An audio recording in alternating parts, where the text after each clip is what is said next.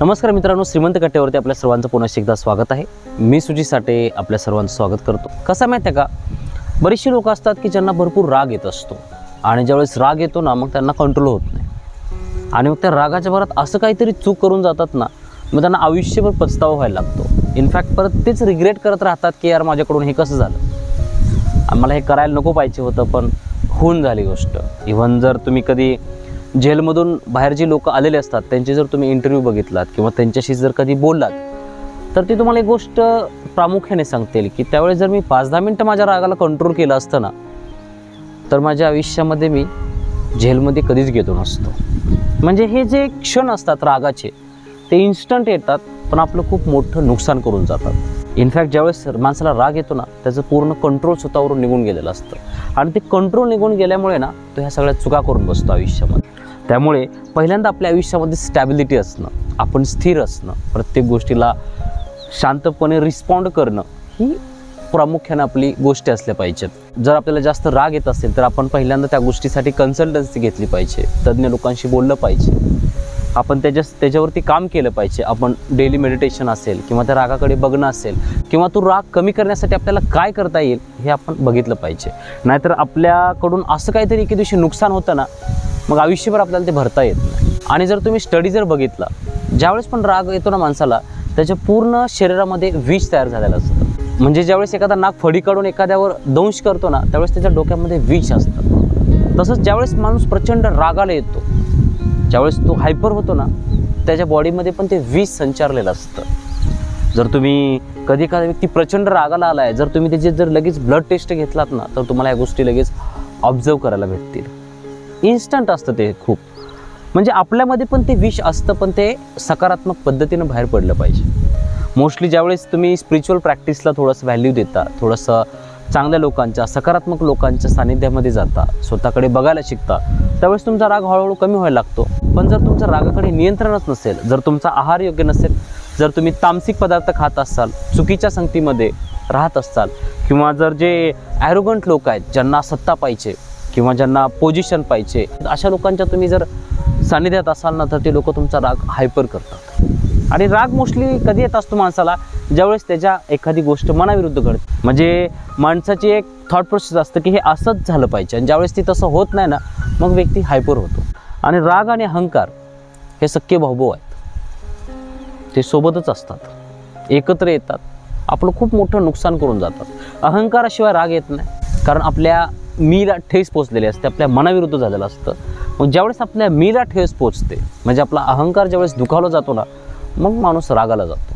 त्याच्यामुळे हा जो राग आहे ना, तो पहिल्यांदा राग ही भावना आपण समजून घ्यायची असते, आणि ज्यावेळेस आपण ती भावना समजून घेतो, ती ओळखतो, आपल्यामध्ये तिला तपासतो, जाणून घेतो, त्यावेळेस मग तिची इंटेन्सिटी कमी व्हायला लागते। ज्यावेळेस पण आपल्याला राग येतो ना, त्यावेळेस आपण म्हणायचं असते की हा मला राग येतोय। ज्यावेळेस आपण ती गोष्ट आयडेंटिफाय करतो आणि त्या गोष्टीला ओळखतो ना, तिची तीव्रता कमी व्हायला लागते।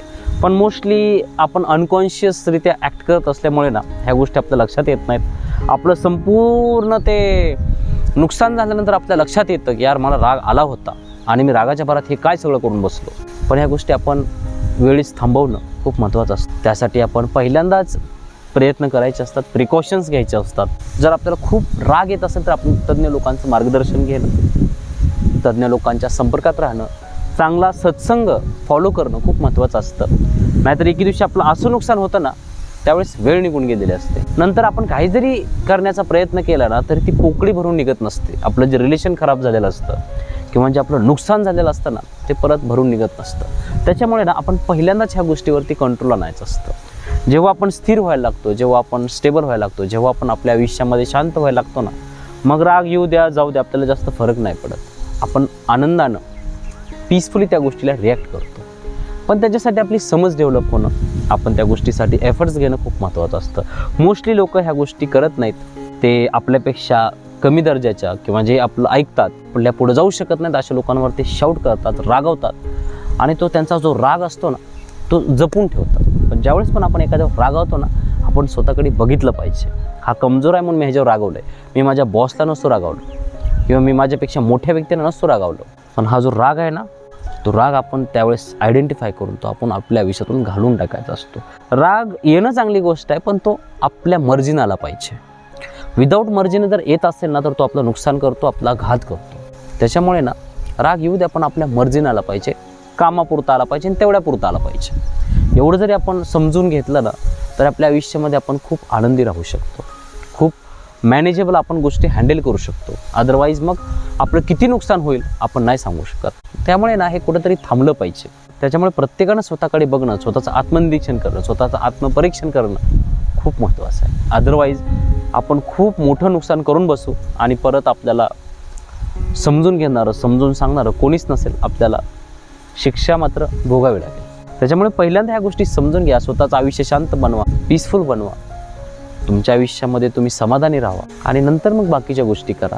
राग येईल अशी कुठलीही गोष्ट करू नका आणि स्वतःचं नुकसान करून घेऊ नका. जर एखाद्याबद्दल आपल्या मनात जर एखादी गोष्ट असेल तर त्याला जाऊन शांतपणे सांगायची किंवा लिहायची, कशा तरी पद्धतीने व्यक्त व्हायचं, पण त्याच्याबद्दल राग नाही ठेवायचा. जेवढं आपण साचवून ठेवतो ना तेवढं ते वाढत जातं. कधी कधी एकीकडला राग दुसरीकडे निघतो, त्याच्याबद्दल मी तुम्हाला एक सेपरेट व्हिडिओ बनवणार आहे. पण हा जो राग आहे ना तो राग आपल्याला हँडल करता आला पाहिजे, मॅनेज करता आला पाहिजे.